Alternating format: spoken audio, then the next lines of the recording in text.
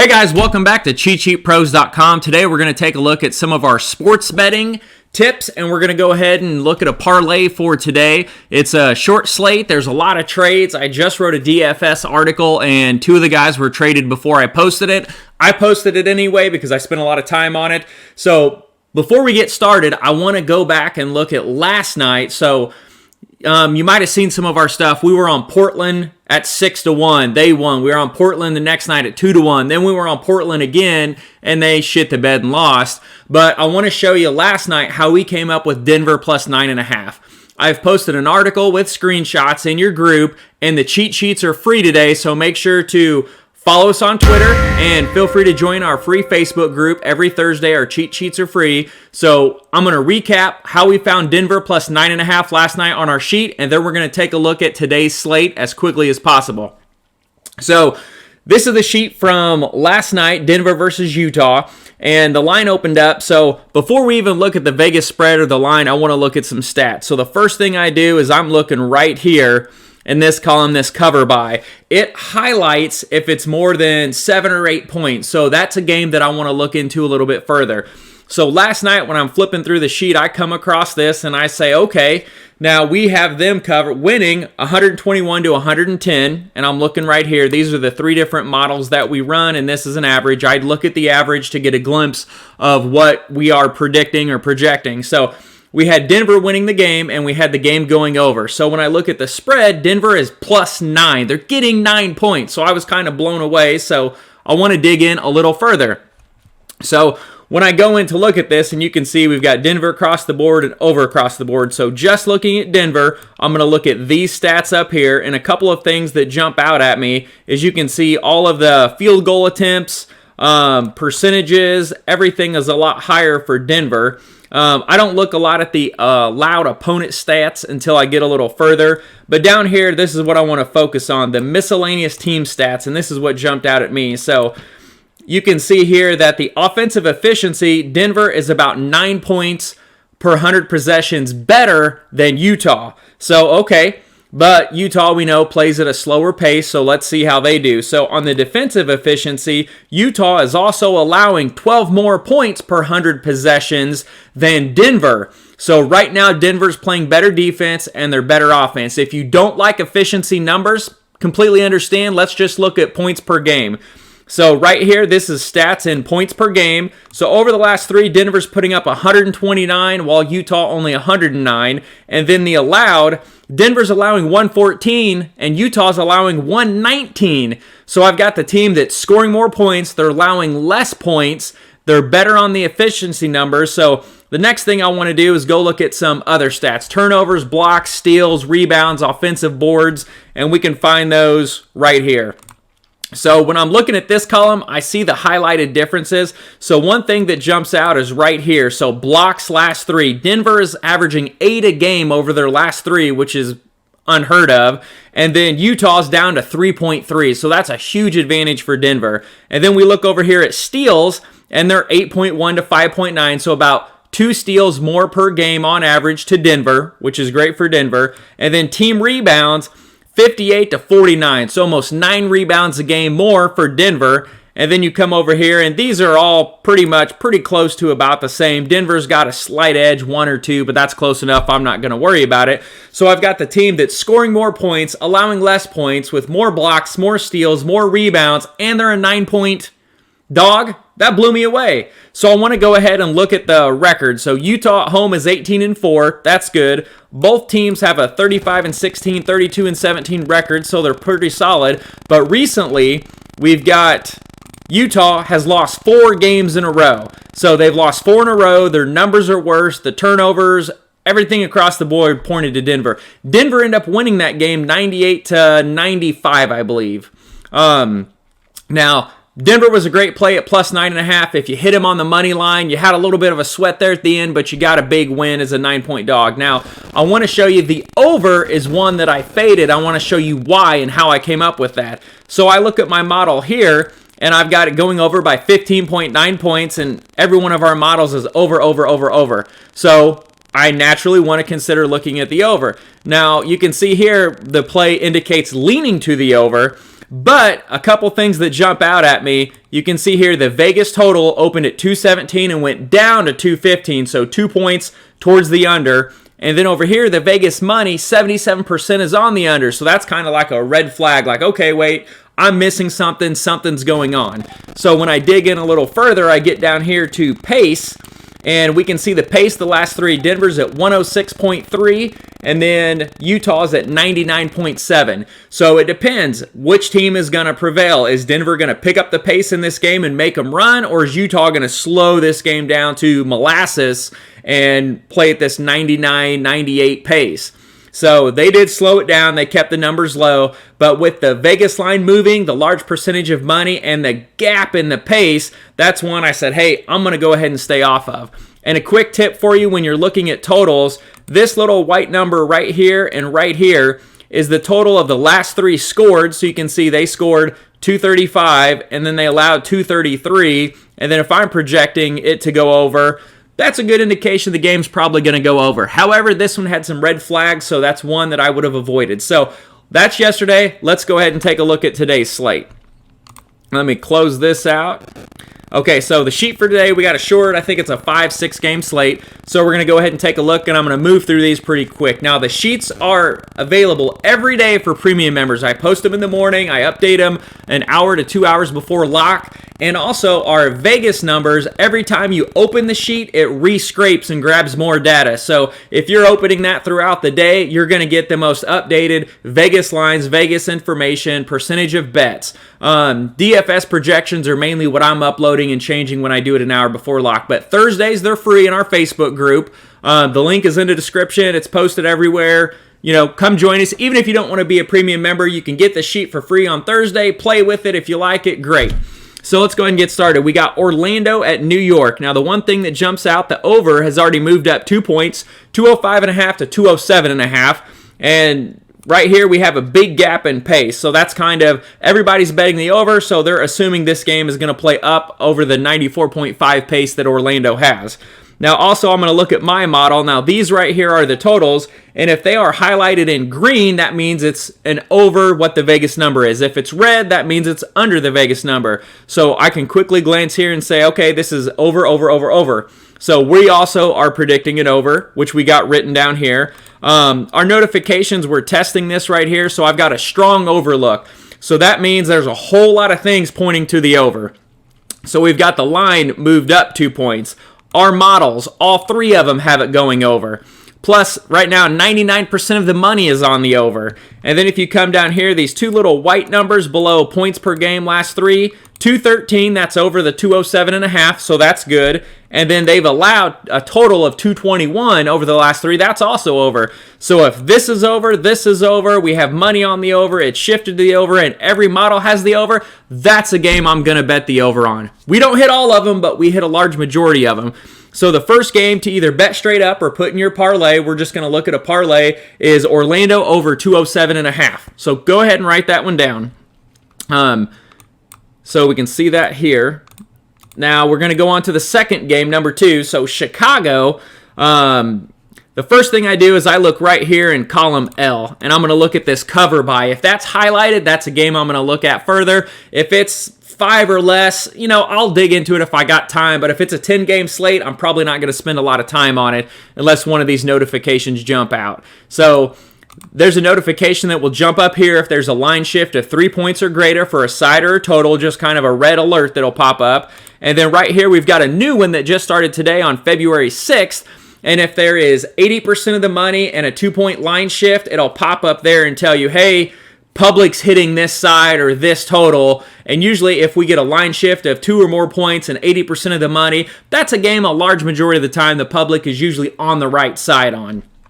And these two middle ones, there's just some coding in the background that tells you, is it a strong play? Is it a pass? Is the public leaning one side? Are sharps betting a certain number? So that's the second thing I'm going to look at. So with this game, we've got it pretty close. I would probably lean New Orleans here. So our average model across the board, we've got it 119, 111. So New Orleans winning by about 8 points. Spread's 5.5. That's not enough of an edge for me to jump in on either side. And we're kind of mixed with the over and the under. They got it at 230 right now. It's moved down a point and a half.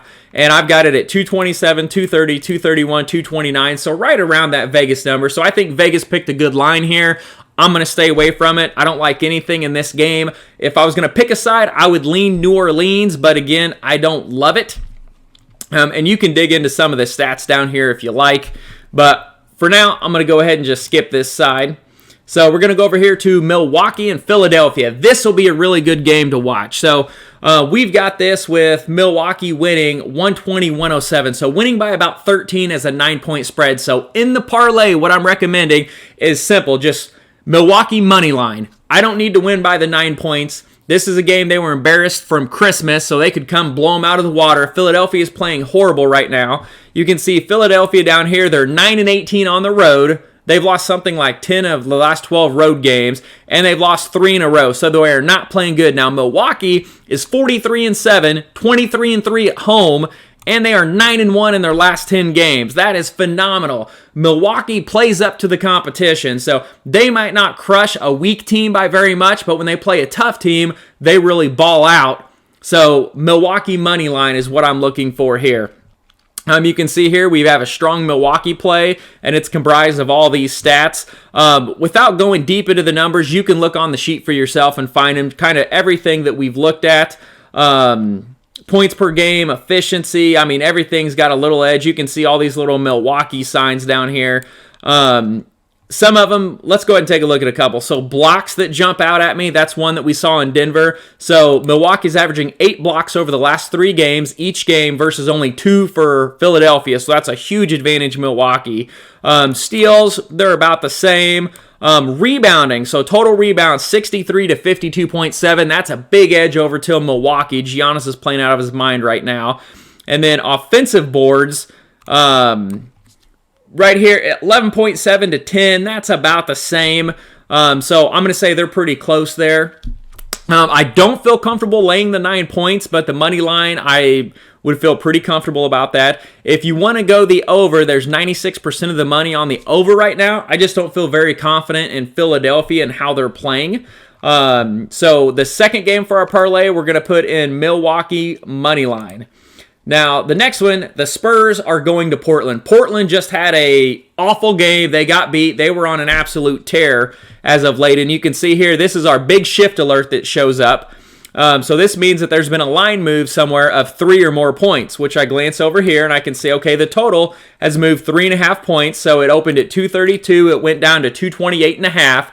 And there's 92% of the money here, which you can see here, big under move, and 80% of bets. So under moved a lot, and there's 92% of the money on the under. So those are typical games we like. I hate playing unders. I'm not going to recommend it, but if you want an extra game to put on your parlay for a few bucks, you know, why not? You can see here in red, we've got this going under. So it's at 228.5 now. We've got it at 223, 227, 225, 225. So we have it going under, but not by a lot. Over the last 3 games combined, they've scored 224 per game on average, and they've allowed 227. So to me, that's really close to that number. I don't like it either way. Now, the one game I'm looking at, and this is the game I like the least on the 5-team parlay that we're going to do. So I did a 4-teamer and a 5-teamer. So the 5-teamer, I'm going to have this game on there. The 4-teamer, I'm not. But I'm going to take all our other games that we're discussing. So Portland is the 5th game I'm going to put on the 5-teamer. And the reason we like Portland, let's take a look here. So it opened at 3. It's out to 3.5. It moved a half a point.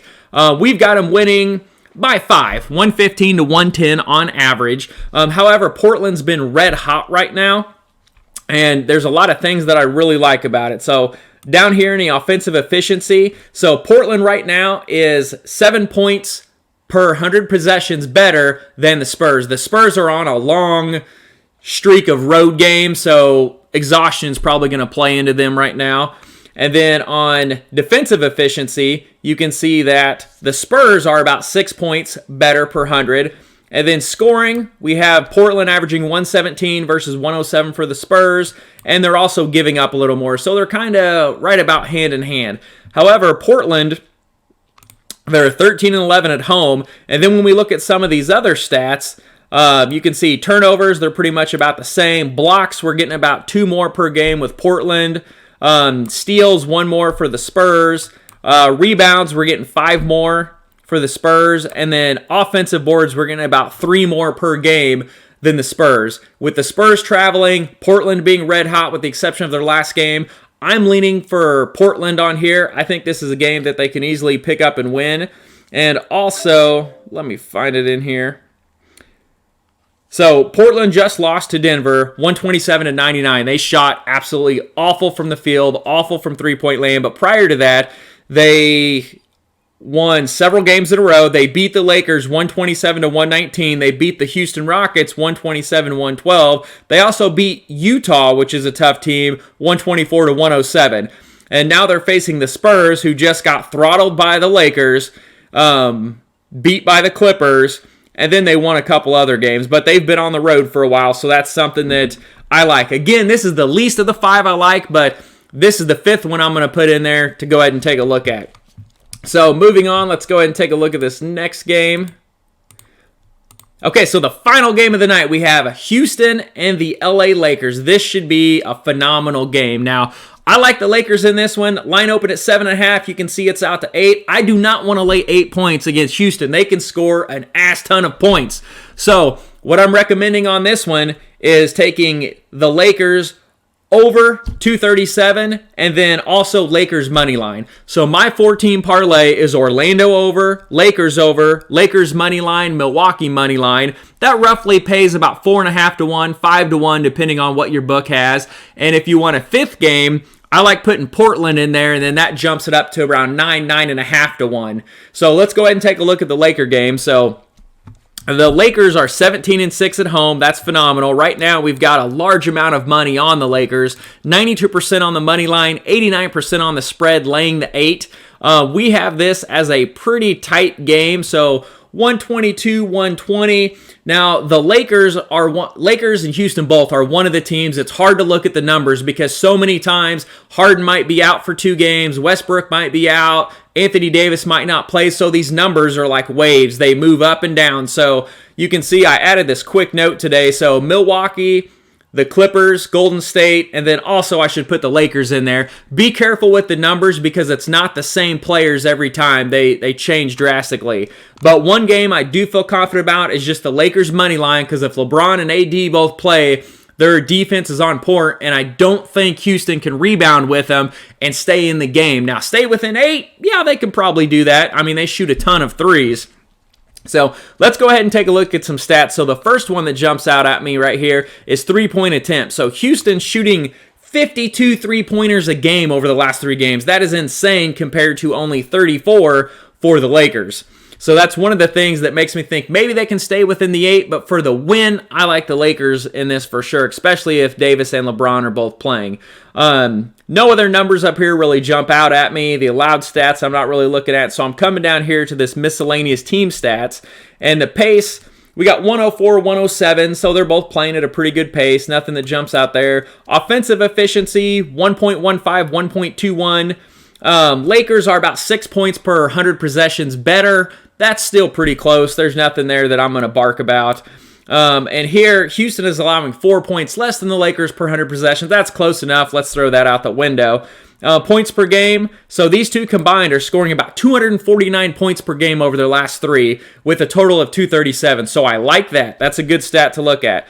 Now, allowing 113, 114 each. So combined, 227. That's the spread's at 237. So since these are our superstar stud teams, I think that's going to go up a little bit and go over. And then over here on these miscellaneous stats, now the one thing that does worry me, the Lakers are giving up 9.3 more turnovers per game than Houston. So that worries me a little bit, but I didn't dig in to see who was playing, if LeBron was in, LeBron was out, what was going on. Over here, the blocks, we have about 2 more blocks per game by the Lakers. That's basically Anthony Davis, a lot of it. Steals were about the same.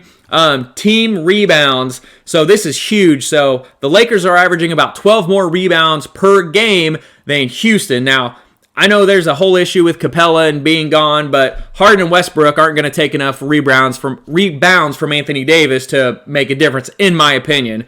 And then you come over here to offensive boards, and you can see The Lakers are pulling down 14 offensive boards per game over the last 3, while only 8 for Houston. So Houston can shoot the 3, they can drain the 3. We all know Westbrook and Harden are elite, but if it comes down to crunch time and it's a close game, I think the Lakers can pull this one out.